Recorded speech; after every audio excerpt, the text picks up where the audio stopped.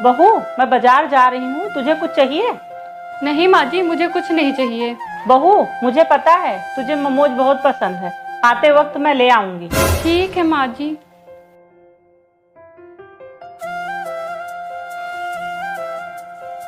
बहू। जी माँ जी। बेटा, आज से तुझे झाड़ू पोछा लगाने की जरूरत नहीं है, मैंने काम वाली लगा दी है, वो आती ही होगी। ठीक है माँ जी। बहू, मैं तेरे लिए सूट लाई हूँ, तुझे साड़ी में बहुत गर्मी लगती होगी ना, आज से ये तू पहनना। माँ जी, मैं आपसे एक बात पूछूं? पूछ बहू। आप अचानक से इतना प्यार क्यों जता रही हैं? बहू, कल रात में मैंने बहुत भयानक सपना देखा कि छोटी के ससुराल वाले उसे बहुत दुख दे रहे हैं। अच्छा माँ जी। बेटा, इसीलिए मैंने सोचा है आज से मैं तुझे कोई कष्ट नहीं दूंगी, जिससे भगवान मेरी बेटी को हमेशा खुश रखे। भाभी, हाँ, एक रोटी मिलेगी क्या? ननन जी, एक क्यों, 4 रोटियां लेकर आती हूँ आपके लिए। बस आपका तो काम ही यही है ना कि अपने भाई के घर में बैठे बैठे मुफ्त की रोटियां तोड़ते रहना। अरे अपने भाई को देखो, दिन भर मेहनत करके वो 4 पैसे कमाते हैं, और एक आप। क्या हुआ छोटी, कोई बात है क्या? तुम इतनी परेशान क्यों? कुछ नहीं भैया, भाभी तो आपकी तारीफ कर रही थी कि भैया कितनी मेहनत करते हैं। अच्छा, तुम्हें कुछ चाहिए क्या?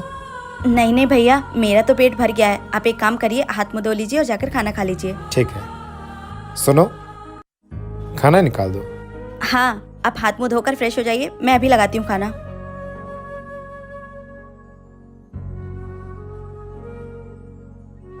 रुकिए ननन जी, आप बैठ जाइए, मैं अभी आपके लिए रोटियां लेकर आती हूँ। जब रिश्ते में एक ना समझो तो दूसरे को समझदार बनना ही पड़ता है। बहू, मुझे सुबह जल्दी उठा देना, कल मेरा उपवास है। हाँ, आपने अच्छा याद दिलाया, मैं अभी अपनी माँ को कॉल कर लेती हूँ। हेलो।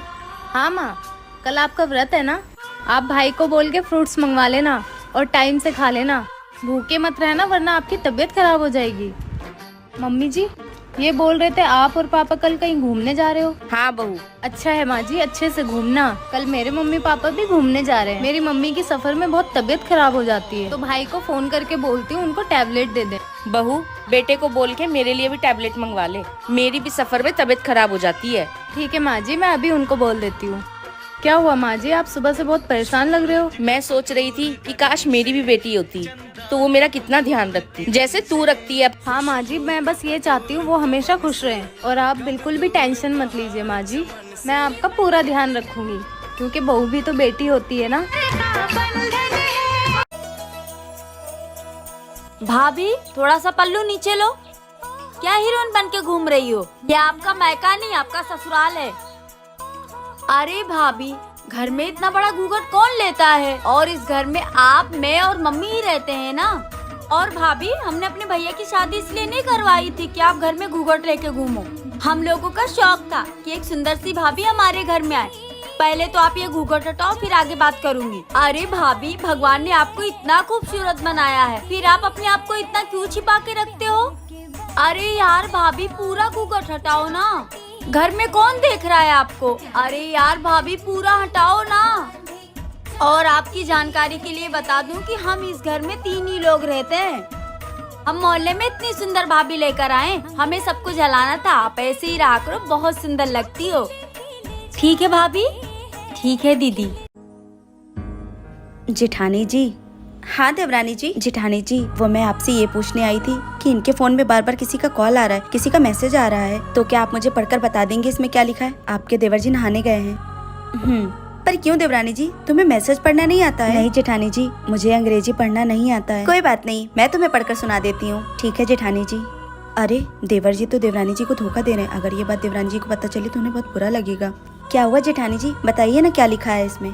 कुछ नहीं देवरानी जी, वो देवर जी के ऑफिस से कुछ इम्पोर्टेंट मैसेज था, बस, और कुछ नहीं। अच्छा जेठानी जी, मुझे थोड़ा सा काम है, मैं जाती हूँ। देवरानी जी प्लीज मेरी बात का बुरा मत मानना। क्या हुआ अगर तुम अपने मायके में नहीं पढ़ पाई, पर तुम यहाँ कोशिश करो, देवर जी से 1 घंटे रोज टाइम निकाल कर पढ़ लिया करो। अगर देवर जी नहीं पढ़ाते तो मैं तुम्हें पढ़ा दूंगी। देखो, जिंदगी में काम के साथ साथ पढ़ाई भी जरूरी है। देवरानी जी, अगर तुम पढ़ लोगी तो ऐसी छोटी छोटी चीजों के लिए तुम्हें दूसरों के पास नहीं जाना पड़ेगा। जी जेठानी जी। ठीक है, जाओ तुम जाकर अपना काम कर लो। जेठानी की बातों से बहू, आज खाने में क्या बना रही हो? माँ जी, मैं कद्दू की सब्जी बनाने जा रही हूँ। आज मेरी बेटी आ रही है तो एक काम करना, आज पनीर की सब्जी बनाना। ठीक है। वाह भाभी, आज तो गर्मा गर्म खाना खा के आज तो मजा ही आ गया। माँ, मैंने बहुत दिनों बाद इतना गर्मा गर्म खाना खाया है। माँ, मेरी सास बोलती है पहले सबको जाके खाना खिला, जब तक मैं खाना खाने बैठती हूँ तब तक खाना ठंडा हो जाता है। अरे कैसी बेवकूफ सास है तेरी, उसको भी तो समझना चाहिए कि तू उस परिवार का हिस्सा है। हाँ माँ, वो समझे तो ना। दीदी आप और माँ जी बात कीजिए, मैं तब तक खाना खा के आती हूँ। ठीक है भाभी। अरे बहू, पहले तू 2 कप चाय बना के लेके आ, बाद में खाना खाइयो। भाभी आप जाइए, जाकर खाना खाइए, तब तक मैं चाय बना के लेके आती हूँ। अरे बेटा, तू क्यों चाय बनाने जाएगी? बहू है ना, बहू चाय बना देगी। अरे वाह माँ, आपकी बेटी की बात आई तो उसकी सास बेवकूफ हो गई। आप कौन सी समझदारी की बात कर रही हैं? बेटा, तू मेरी बेटी होकर के ऐसे क्यों बोल रही है? अरे हाँ माँ, आपको भी तो समझना चाहिए ना, जैसे मैं आपकी बेटी हूँ वैसे भाभी भी किसी की बेटी है ना। हाँ बेटा, तू एकदम सही बोल रही है। अरे ओ नहीं बहुरिया, थोड़ा चीनी मिलेगी क्या? हाँ जी चाची जी, आइए बैठिए, मैं लेके आती हूँ। अब बहू, तुम्हारी सास नहीं है क्या घर पर? नहीं चाची जी, माँ जी बाहर गई हैं। अच्छा, वैसे बहुरिया एक बात बताए, किसी से कहना मत, तेरी सास तेरी बहुत बुराई करती है। हाँ अच्छा, क्या कहती हैं? देख बहुरिया, तू तो पूरे दिन काम धाम करती है, ऊपर से सबका कितना ख्याल रखती है, इसके बावजूद भी तेरी सास पूरे मोहल्ले की औरतों से तेरी बुराई करती फिरती है। कहती है मेरी बहू ऐसी है वैसी है, मेरी बहू कामचोर है, एक भी काम नहीं करती है। ऐसी बहू पा करके मेरी तो किस्मत फूट गई है। बताओ बहू। अच्छा माँ जी, ये सब कहती हैं? आने दीजिए, आज मैं बताती हूँ इनको। बहू आ गई माँ जी। आप सबसे पहले ये बताइए, आप मोहल्ले वाली औरतों से मेरी बुराई करती हैं? किसने कहा ये सब? चाची जी बोली हैं।